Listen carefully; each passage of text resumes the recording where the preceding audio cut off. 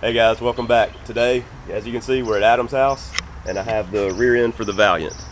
Now, Adam's going to be helping me narrow this thing, and as you saw from the last video, I've already got everything out of it so that we can just start getting to the process of what Adam's going to be helping me with, which is cutting the housing here so we can weld on our new ends, which if you saw the old videos, these are from an 8 3/4 or a Dana 60 rear end, which means we're not going to have C-clips on it anymore. We're going to be running the bearings that are held in by the end caps. That way, if our axles break or something, drag racing or whatever, we're not going to have any safety issues with the wheel coming off. So first off, we're going to start with some machine work. We're going to take this race out here, do some measurements. We're going to take the measurement from our end caps and we're going to make pucks. And those pucks will center a 1 1/4 inch tube that we're going to run all the way through the whole rear end. So let's go ahead and get started on the machining, and Adam's going to get us started with that stuff. I'll give you a hand and we'll make it happen. All right. This is the stuff that Adam built for us. He machined all this stuff in the last video. And now what we're going to do is we have the rear end marked to cut right here, and we have our measurements. I think right here is like 46th and an 1/8. Well, and total for me, end to end, but we're going to be measuring. Right. Well, we'll measure from the chunk here out, but these are our reference lines. Yeah, those are our reference lines. So this is approximately where we're going to be cutting. We're going to do some more measurements, and then our Dana 60 end cap is going to go on here, and this is what we're going to use to line everything up to make sure this is perfectly straight, because you know, you see people that might cut the end off, cut a gap, and then try to square it all up and weld it back together. Well, the problem is if this tube isn't in there perfectly on both sides, then you're going to have a problem with the axles not lining up, and then it's going to end up breaking, wearing bearings, or whatever. So we want this thing perfectly straight across all the way through. And also the reason that we had Adam build this stuff is because they don't make a size for the 9 1/4 to be able to run the 1 1/4 pipe through and make the whole deal straight. So you can only buy kits for like Dana 60s, Mopar 8 3/4, So you say and stuff like that. This rear end here is not a common rear end that people are narrowing. Right. Yeah. It's not normal for people to really narrow these. In fact, I've never seen one narrowed. Not to say that it hadn't been done. I know people do them, but I've never personally seen one. Okay. So also the reason I picked the 9 1/4 is it's super cheap. You can go to Pick and Pull on a holiday, get it half price, and you're looking at like $70 walking out the door with it. If it has a posi, you just saved yourself a bunch of money, or a sure grip, because a sure grip will cost you about $350, and then they mostly have 355 gears, but sometimes you can find a 391. So for me, it's just a good bang for the buck. And then you add the Dana 60 end caps, and then you can use any brake combination that they use on a Dana 60. What do the ends cost you for the pair? The ends, I want to say they were about $80. For the pair? Yeah, for the two of them. That's not bad. These are nicely machined components right here. You know, they're made on CNC machines, and they look good. Yeah. So for me, this is what I wanted to do. Might get some guys that don't like. They'll say that I should have done an 8 3/4, but this is what we're doing. There's always the shoulda, coulda guys out there that watch the videos. Yeah. They're not the ones out here in the shop building it for us. We're doing it. Yeah. So I'm trying to do everything on a budget. Sometimes it gets blown, but I think we're doing okay with this. So we're gonna go ahead and get started. Especially when you got a cousin that's a machinist. Yeah, because this kit usually costs about $600. So he had this stuff in stock, all the metal. Yeah. And it just costs time being out here. And I think we're about 4 hours in. Yeah. We got about 4 hours, and we're screwing around with the cameras, and yeah, we went and had some lunch, you know. Yeah. So it's been a great day. So let's get started on this thing. First step is to go ahead and cut our tubes to the length that we want. Adam's got the rear end level and set right where we want to cut it. This machine base right here is exactly 2 inches high. So I've got 1, 2, 3 blocks sitting under this part of the tube here. So we are square to the saw right here. Yeah, so this is going to be a very precise cut, considering it's just a saw, you know. Yeah, this is MK Morse. It's called a Metal Devil, 14-inch metal cutting saw. It's not like your standard abrasive cutting saws. It uses a carbide tip blade and it runs at a slower speed, and it cuts nice and straight and smooth. This is the biggest piece that I've ever cut on this saw, so I hope it does good. I'm a little nervous that something's going to happen, but it does an excellent job cutting material, and it doesn't get hot like abrasives. Yeah, so we have this thing measured exactly where we want and set up perfectly. So we're going to go ahead and get to cutting, and we'll cut the other side the same exact way.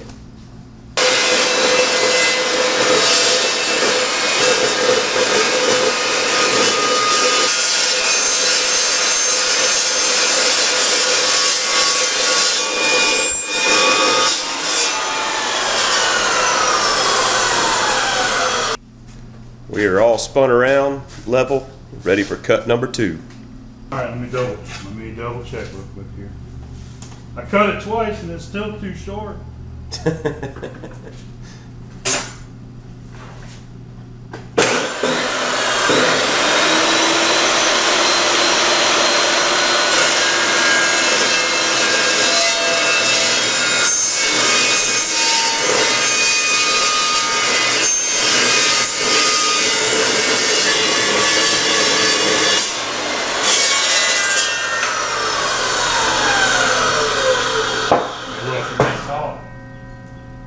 I got my hand on it.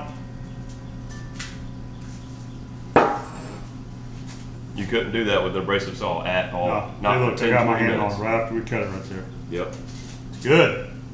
Excellent, man. All right, well, I hope that's what you wanted, man, because it's cut. It's done. Now we need to bevel it, get it ready for the caps to be welded on. That's what we got Gabriel here. He can grind it. Yeah, we're gonna give him some grinding wheels, let him get after it. Okay, so we have moved the project outside to do some grinding. We don't want to mess up the shop with a bunch of grinding dust. This is my nephew Gabriel. He is 16. He's been in welding school for a year now, and we brought him over to help us out. He's going to help us by beveling these edges with the grinder, and maybe we'll get him to do some welding for us later. But we're going to go ahead and let him do that. We've got a little break in the rain here.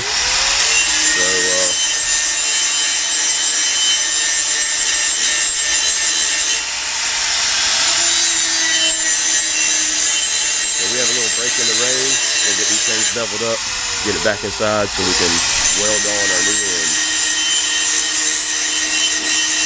ends. We went ahead and got the ends, get a little taper ground in them for welding. We have the housing set here, and it's perpendicular with the earth here, so we're good there. Next up, we're going to start sliding in the pieces we made, and they'll slide in. We have 2 of them here, and then we'll slide our rod through, and then we'll install our new end with the other puck that we have to go in here. And then we'll start tacking it up. That way we can get everything straight, tacked, and then we'll go into welding it all up. Okay, Adam's gonna go ahead and insert the rod. I have these 2 pucks in. Oh, that one came out. Oh, came out of there? Yeah.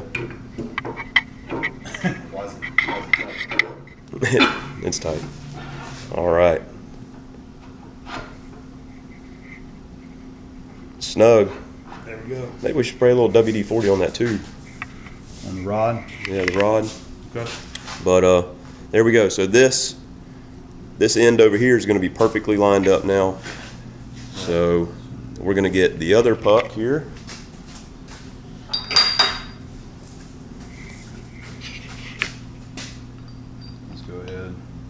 He's going to install it in our new end cap there. Fits perfect. Did an amazing job on that. Slides on beautifully. And use that as a spacer, then we'll pull it out. so what Adam's doing here is he said he wants to use one rod for a spacer. That way he wants to get good penetration all the way around this thing. Yeah. And he's definitely going to put a lot of material in there to get it nice and hot, good weld. Yeah, this is these are 1/16 filler rods, so we're going to gap this 1/16 to get our tacks in there, and then that's also going to put our flange to flange face exactly where you wanted it. Yep. Once we do that, okay.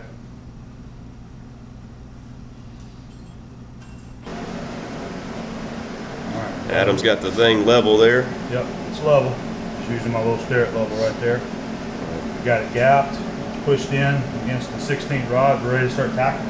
Yep. He has the Everlast TIG ready to go. It's already set up. We're just going to do our tacks right here.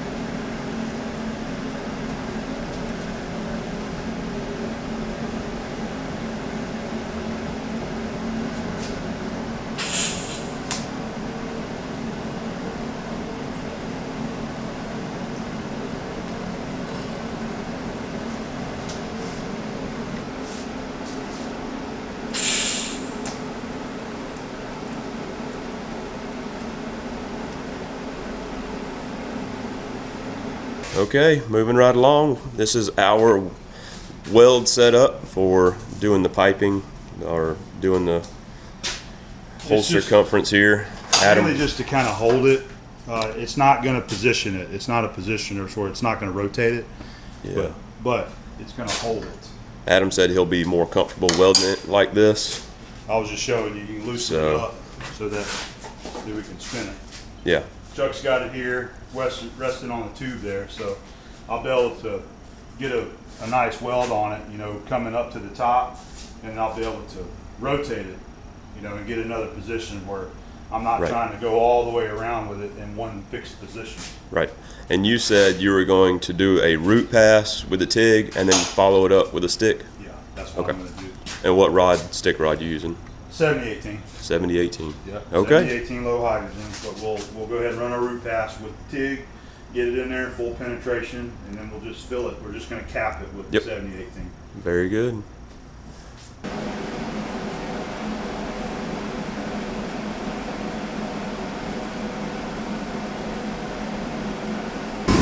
Adam already has the root done here on this side with the TIG.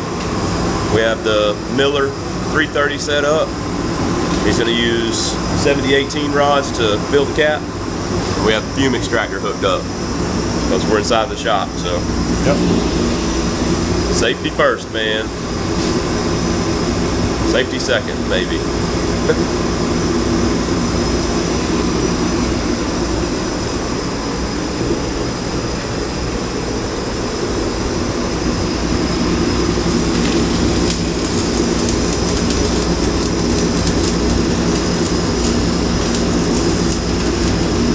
Okay guys, so Adam just got done welding this up. We're done with one side.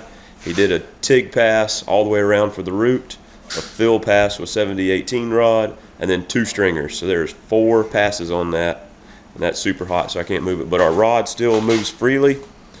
We have to do the same thing on this side, but it's getting a little late. We have dinner plans, so we're gonna hit dinner. We'll see y'all in the morning. Good morning, guys. Got our coffee. It is Sunday morning. We're here to finish this thing up so we can get back on the road to Tallahassee. This side is done. We're about to spin it around, weld that up, and this little part right here, this is a little sensor for ABS. We're going to pop that little plug out, or that little sensor out, and put a plug in it, take that shut.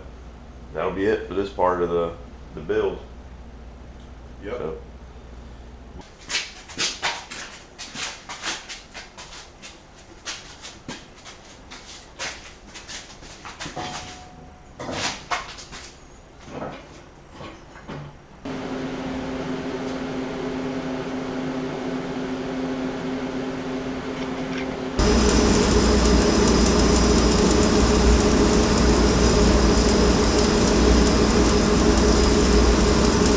Adam finished up the welding on this side, and our alignment pipe runs free through there, so everything is perfectly aligned.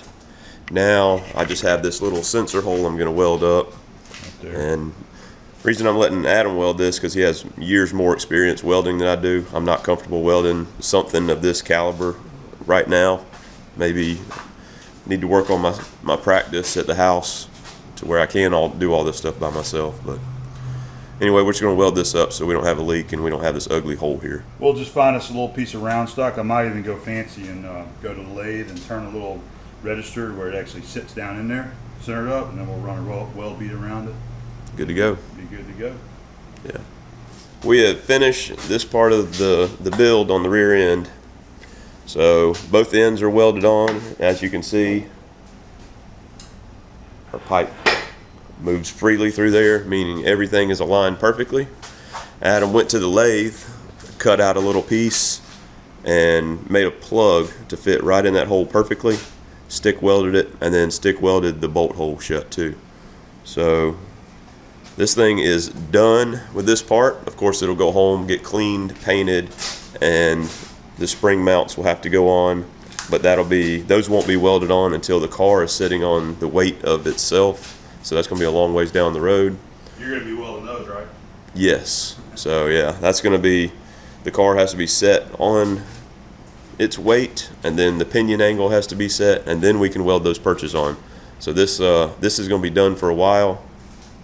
Have to decide on what kind of brakes we want to use, disc or drum, etc. But other than that, she's ready to go back to Tallahassee.